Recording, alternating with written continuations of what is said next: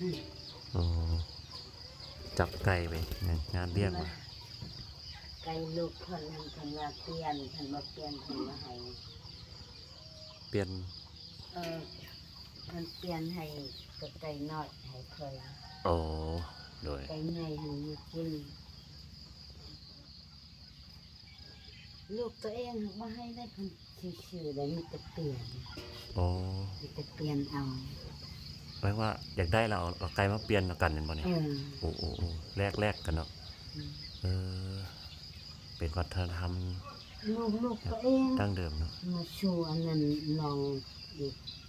อือฮึ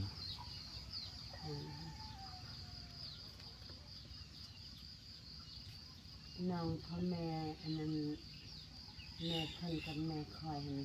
เดียวกัน โอ้โดย เพิ่นต่างเพิ่นเสียแต่เพิ่นน้อย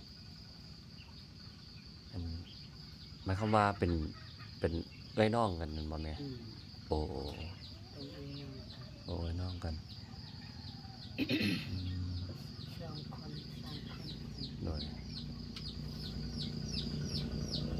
สายยืน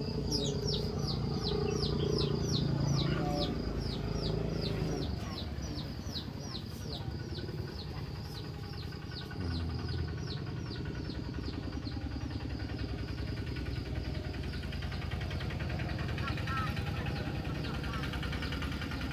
เป็นสวนเลยเนาะ ไม่ตอบยามเดือนเจ็ดเดือน6เดือน7หรือยามทันปก เป็นอันในปง เนี่ยว่าท่านโป้งเรื่องแป๊กท่านไปกินแบบใหม่ไง โอ้น้องไม้โอ้ น้ำนี่น้ำใหม่ช่าง